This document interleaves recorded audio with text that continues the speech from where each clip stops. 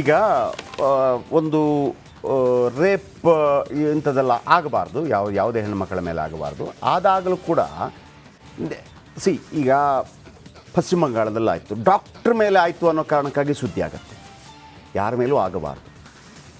ಪ್ರಭಾವಿಗಳ ಮೇಲೆ ಅಥವಾ ಪ್ರಭಾವಿ ಫ್ಯಾಮಿಲಿ ಮೇಲೆ ಅಂತಾದಾಗ ಮಾತ್ರ ಯಾಕೆ ಸುದ್ದಿ ಆಗುತ್ತೆ? ಪ್ರಭಾವಿಗಳು ಎಷ್ಟಿರ್ತಾರೆ ದೇಶದಲ್ಲಿ? ಒಂದು 20% ಇರ್ತಾರೆ, ಉಳಿದ ಎಲ್ಲರೂ ಕೂಡ 80%, ಉಳಿದೆಲ್ಲ ಬಡವರೇ.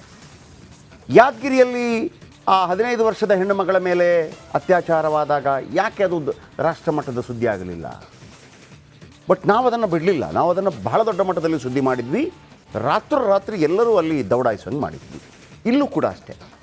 ಇದು ವಸತಿ ನಿಲಯ ಅಂದರೆ ಹಾಸ್ಟೆಲ್.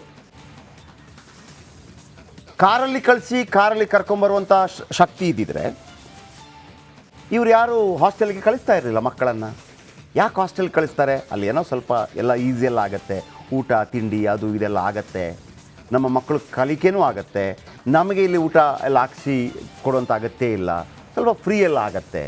ಆ ಕಾರಣಕ್ಕಾಗಿ ಕಳಿಸ್ತಾರೆ. ಇಲ್ಲಾಂತಂದರೆ ತಮ್ಮ ಮಕ್ಕಳನ್ನು ಅಲ್ಲಿ ಕಳಿಸ್ತಾರಾ? ನೀವು ಅಲ್ಲಿ ಬಡ ಮಕ್ಕಳಿಗೆ ಕ್ವಾಟ್ಲೆ ಕೊಡ್ತೀರಿ ಅಂತಂದರೆ, ಚಿತ್ರದುರ್ಗದ ಮಠದಲ್ಲಿ ಆ ಮಕ್ಕಳಿಗೆ ಕಿರಿಕಿರಿ ಆಗುತ್ತೆ ಅಂತಂದರೆ ಯಾರು ಸರ್ ಕೇಳೋರಾಗಿದ್ದರೆ? ಒಬ್ಬ ಯಾರಾದರೂ ಕೇಳಬೇಕಲ್ಲ. ಆದರೆ ನಮಗೆ ಮಕ್ಕಳ ಹಕ್ಕು ಆಯೋಗ ನಿನ್ನೆ ಏನು ಧೈರ್ಯ ತುಂಬಿತು, ಇಲ್ಲ ನಾವು ಹೋಗ್ತೀವಿ ಅಂತೇಳಿ ಹೋಗಿದ್ದಾರೆ. ಕೇವಲ 24 ಗಂಟೆ ಕೂಡ ಇಲ್ಲ ಸರ್, ಕೇವಲ 12 ಗಂಟೆ ಒಳಗಡೆ. ಆಮೇಲೆ ಈ ಥರ ನೋಡಿ, ಇದು ಕೊಟ್ಟಿರೋದು ಇದೆಯಲ್ಲ, ಯಾವುದು ಏನು ನೋಡಿ, 3 ಮೀರಾನ ಅಲಿ ನಿಲಯ ಪಾಲಕರು ಅವರಿಗೆ ನೋಟಿಸ್, ಆಮೇಲೆ ಶಾಂತಪ್ಪ ಮ್ಯಾಗೇರಿ ಸಮಾಜ ವಿಜ್ಞಾನ ಶಿಕ್ಷಕರು ಅವರಿಗೆ ನೋಟಿಸ್, ಆಮೇಲೆ ಅಂಬರೀಷ್ ಅವರನ್ನು ವಜಾ, ಇನ್ನು ಮುಂದೆ ಅವರು ಕೆಲಸ ಮಾಡೋಂಗೇ ಇಲ್ಲ, ಆ ಥರ ತೆಗೆದು ಬೀಸಾಕಿದ್ದಾರೆ. ಯಾವ ರೀತಿ ಅಧಿಕಾರಿಗಳು ಬಂದರು? ಆ ಮಕ್ಕಳು ಮತ್ತೊಮ್ಮೆ ಆ ಮಕ್ಕಳು ಹೇಳೋದನ್ನು ಕೂಡ ಕೇಳಿಸ್ಕೊಳ್ಳಿ ಸಾಧ್ಯವಾದರೆ ಇದ್ದರೆ. ಯಾರ ಹತ್ರ ಹೇಳಬೇಕು? ಮಕ್ಕಳು ಧೈರ್ಯವಾಗಿ ಹೇಳಿದಾರಲ್ಲ, ಯಾರಾದರೂ ಒಬ್ಬ ಬೇಕಲ್ವ ಸರ್? ನಿಮ್ಮ ಧ್ವನಿಯನ್ನು ನಾವು ಕೇಳಿಸ್ಕೊತಾ ಇದ್ದೀವಪ್ಪ, ಯಾರಾದರೂ ಒಬ್ಬರು ಬೇಕಲ್ಲ. ಈಗ ಅದೇ ಮಕ್ಕಳ ತಂದೆ ತಾಯಿಗಳು ಹೋಗ್ರಿ ಅಂತಿದ್ರು. ನಮಗೊಂದು ಹೆಮ್ಮೆ ಇದೆ, ಈ ಮಾಧ್ಯಮವನ್ನು ಬಹಳ ಸಮರ್ಥವಾಗಿ ಯಾವುದಕ್ಕೆ ಬೇಕು ಅದಕ್ಕೆ ನಾವು ಉಪಯೋಗಿಸ್ತಾ ಇದ್ದೀವಿ. ಬೇರೆ ಯಾರೂ ಕೂಡ ಸೂಪರ್ 3 ಅಂತ ಕಾರ್ಯಕ್ರಮ ಮಾಡ್ತಾ ಇಲ್ಲ. ಹಾಗಂತ ಮೂಢ ಹಗರಣ, ದರ್ಶನ್ ಪ್ರಕರಣ ಅಥವಾ ಪ್ರಜ್ವಲ್ ರೇವಣ್ಣ, ಸೂರಜ್ ರೇವಣ್ಣ ಅದು ಹಾಕೋದಿಲ್ಲ ಅಂತಲ್ಲ, ಅದು ಹಾಕ್ತೀವಿ. ಅದರ ಮಧ್ಯೆ ಕೂಡ ಈ ಅರ್ಧ ಗಂಟೆ ಇದೆಯಲ್ಲ ಈ ಕಾರ್ಯಕ್ರಮಕ್ಕಾಗಿ. ಓಕೆ, ಮಕ್ಕಳು ಏನು ಹೇಳಿದ್ರು ಕೇಳಿಸ್ಕೊಳ್ಳಿ, ಅದನ್ನು ಕೇಳಲಾಗ. ಯಾಕಂದರೆ ಮಕ್ಕಳನ್ನು ಭಯಪಡಿಸಿರ್ತಾರೆ, ಆಮೇಲೆ ಮಾರ್ಕಿನ ಆಸೆಯಿಂದಾಗಿ ಹೇಳೋದಿಲ್ಲ ಪಾಪ ಮಕ್ಕಳು ಏನು ಹೇಳಿದರು, ನಾವು ಯಾವ ರೀತಿ ಕಾರ್ಯಪ್ರವೃತ್ತರಾದ್ವಿ, 24 ಗಂಟೆಯಲ್ಲಿ ಏನು ಬದಲಾವಣೆ ಆಯಿತು. ಮೊದಲು ಮಕ್ಕಳು ಏನು ಹೇಳಿದ್ರು ಕೇಳಿಸ್ಕೊಳ್ಳಿ, ಆಮೇಲೆ ಒಂದೊಂದೇ ದೃಶ್ಯ ತೋರಿಸಿ. ಒಂದೊಂಥರ ಮಾತಾಡ್ತಾರೆ ಸರಿ, ಹಿಂಗೆ ಟಚ್ ಮಾಡಿ ಮಾತಾಡೋದ್ರಿ, ಮತ್ತೊಂಥರ ಹತ್ರ ಬಂದು ಮಾತಾಡೋದ್ರಿ, ಒಂಥರ ವರ್ಡ್ಸ್ ಒಂಥರ ಮಾತಾಡ್ತಾರೆ ಸರ್. ಅಂದರೆ ಹುಡುಗಿಯರಿಗೆಲ್ಲ ಮೈ ಕೈ ಮುಟ್ಟಿ ಮಾತಾಡ್ತಾರೆ, ಭಾಳ ಡಬಲ್ ಮೀನಿಂಗ್ ಮಾತಾಡ್ತಾರೆ. ಯಾರು ಸೋಷಲ್ ಸರ್ ಅಂದ್ರೆ ಒಂಥರ ಮಾತಾಡ್ತಾರೆ.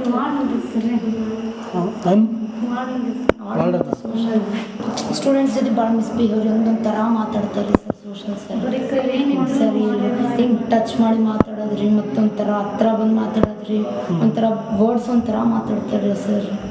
ಅಂದರೆ ಹುಡುಗಿಯರಿಗೆಲ್ಲ ಮೈ ಕೈ ಮುಟ್ಟಿ ಮಾತಾಡ್ತಾರೆ, ಭಾಳ ಡಬಲ್ ಮೀನಿಂಗ್ ಮಾತಾಡ್ತಾರೆ. ಯಾರು ಸೋಷಲ್ ಸರ್ ಅಂದ್ರೆ ಒಂಥರ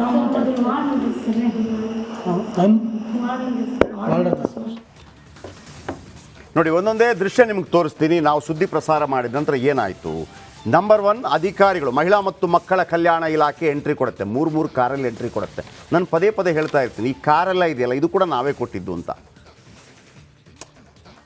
ಆ ದುಡ್ಡು ಅಯ್ಯೋ ಮಂತ್ರಿಗೆ ಯಾರೋ ಸಮಾಜ ಕಲ್ಯಾಣ ಇಲಾಖೆ ನೀವು ಪೆಟ್ರೋಲ್ ಹಾಕ್ಕೊಂಬರ್ಬೇಕು, ಡ್ರೈವರ್ ದುಡ್ಡು ಕೊಡಬೇಕು, ಏನಿಲ್ಲ. ಬಾಡಿಗೆ ಕಾರಲ್ಲಿ ಏನು ಮಾಡಬೇಕಾಗಿಲ್ಲ, ಸರ್ಕಾರವೇ ಕೊಟ್ಟಿರುತ್ತೆ.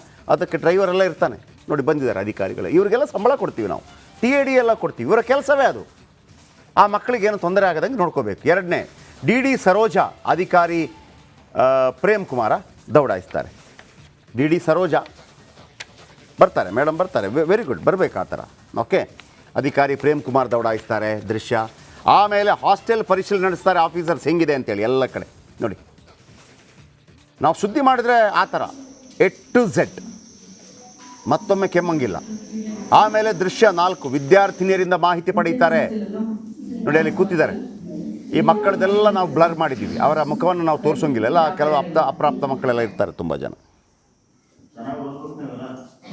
ಅದಕ್ಕೆ ಬ್ಲರ್ ಮಾಡಿದ್ದೀವಿ. ಓಕೆ, ಆಮೇಲೆ ನಮಗೆ ಅದೊಂದು ಸಮಸ್ಯೆ, ಸಮಟೈಮ್ಸ್ ಅದನ್ನು ತೋರಿಸೋಂಗಿಲ್ಲ, ಸಮಟೈಮ್ಸ್ ಅದಕ್ಕೆ ಕೇಸ್ ಹಾಕ್ಬಿಡ್ತಾರೆ, ನೀವು ಮುಖ ತೋರಿಸಿದ್ರಿ ಅಂತಂದ್ಬಿಟ್ಟು. ನಮ್ಮ ಉದ್ದೇಶ ಬೇರೆ ಆಗಿರುತ್ತೆ, ಅವರಿಗೆ ನ್ಯಾಯ ಸಿಗಲಿ ಅಂತೇಳಿ. ಆದರೆ ಆ ಕಾನೂನನ್ನು ನಾವು ಪಾಲಿಸಬೇಕಾಗತ್ತೆ. ನೋಡ್ರಿ, ಕಾನೂನಿನ ಪ್ರಕಾರ ಏನು ಮಾಡೋದಕ್ಕೆ ಸಾಧ್ಯವಿದೆಯೋ ಅದನ್ನು ಮಾಡೋಣ.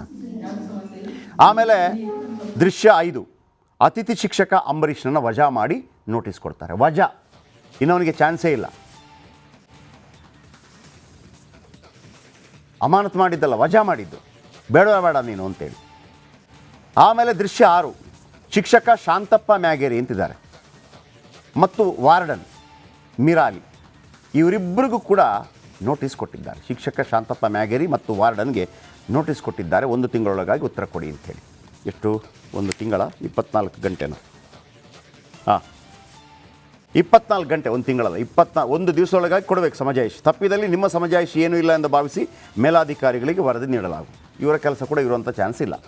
ಇನ್ನು ಅದರಲ್ಲಿ ರಿಪಬ್ಲಿಕ್ ಕನ್ನಡದ ವರದಿಯನ್ನು ಉಲ್ಲೇಖ ಮಾಡ್ತಾರೆ.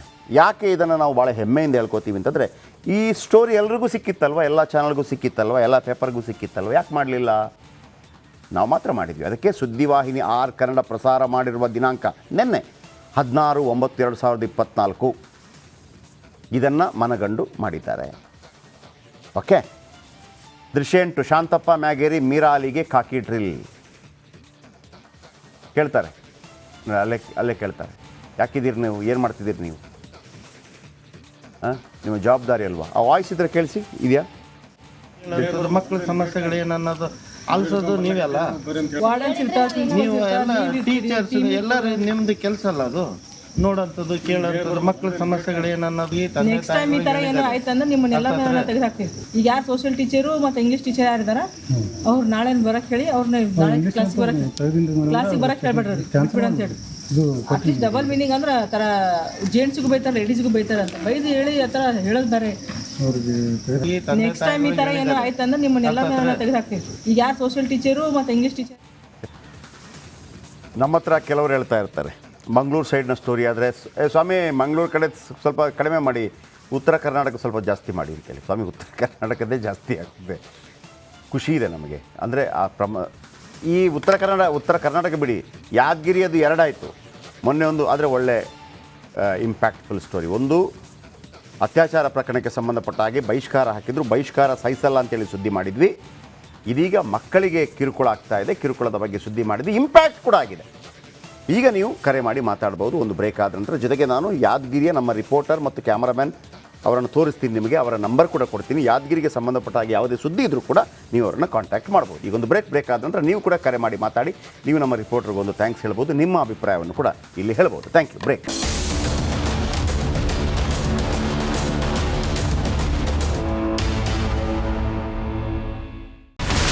ಇಲ್ಲಿರುವಂತ ಈ ಒಂದು ಗುಡ್ಡ ಕುಸಿದ ಪರಿಣಾಮ ಯಾವ ರೀತಿಯಾಗಿತ್ತು ಅಂತಂದ್ರೆ, ಗಂಗಾವಳಿ ನದಿ ಪಕ್ಕದಲ್ಲಿರುವಂತಹ ಉಳುವರ್ ಎನ್ನುವ ಗ್ರಾಮ ಸಂಪೂರ್ಣವಾಗಿ ಇವತ್ತು ನಾಶ ಆಗಿದೆ. ಮನೆ ಮಠ ಏನಿಲ್ಲ, ಎಲ್ಲ ಹೋಗ್ಬಿಟ್ಟಿದೆ. ಇವತ್ತು ರಿಪಬ್ಲಿಕ್ ಕನ್ನಡ ಮಾಡಿದಂತ ಒಂದು ವರದಿಯಿಂದಾಗಿ ಎಚ್ಚೆತ್ತುಕೊಳ್ಳುವಂತ ಕೆಲಸ ಸರ್ಕಾರ ಮಾಡಿದೆ, ಸಚಿವರು ಕೂಡ ಮಾಡಿದ್ದಾರೆ. 2 ಗಂಟೆಗೆ ಸುದ್ದಿ ಮೂಡಿಸಿದ್ದು 6 ಗಂಟೆಗೆ ಎಲ್ಲ ಸಚಿವರು ಮಿನಿಸ್ಟರ್ ಎಲ್ಲ ಬಂದು ಇಲ್ಲಿ ನೋಡೋಗಿದ್ದಾರೆ. ಎಲ್ಲ ಜನರಿಗೂ 1,20,000 ಮತ್ತೆ ಅವರಿಗೆ ಮನೆಗೆ 5 ಲಕ್ಷ. ಈ ಸುದ್ದಿಯನ್ನ ಎಲ್ಲ ಒಂದು ಅಧಿಕಾರಿಗಳಿಗೆ ಮೂಡಿಸಿದ್ದಕ್ಕಾಗಿ ರಿಪಬ್ಲಿಕ್ ಕನ್ನಡ ಟಿವಿಗೆ ಧನ್ಯವಾದ ಹೇಳಿ ಇಷ್ಟಪಡ್ತೇವೆ. ಮನೆನೂ ಕೊಡ್ತೇವೆ, ಮಕ್ಕಳ ಶಿಕ್ಷಣಕ್ಕೆ ತೊಂದರೆ ಆಗದೆ ಇದ್ದಂಗೆ ಹೆಲ್ಪ್ ಮಾಡ್ತೇವೆ. 1,20,000 ಮನೆ ಯಾರ್ದ್ರ ಡ್ಯಾಮೇಜ್ ಆಗಿದೆ ಅದನ್ನ ಕೊಡ್ತೀವಿ ಅಂತ ಒಪ್ಕೊಂಡಿದ್ದಾರೆ. ನಮ್ಮ ಕಷ್ಟಕ್ಕೆ ನೀವು ರಿಪಬ್ಲಿಕ್ ಕನ್ನಡದವರಾದಂತ ನೀವು ನೆರವಾಗಿರುತ್ತೆ ನಾವು ನಂಬಿದ್ದೇವೆ. ಅವರಿಗೆ ಸೂರನ್ನ ಕಲ್ಪಿಸಿಕೊಡೋವರೆಗೂ ಕೂಡ ರಿಪಬ್ಲಿಕ್ ಕನ್ನಡ ಅವರಿಗೆ ಧ್ವನಿಯಾಗಿ ನಿಲ್ಲುವಂತ ಕೆಲಸವನ್ನ ಮಾಡ್ತೇವೆ.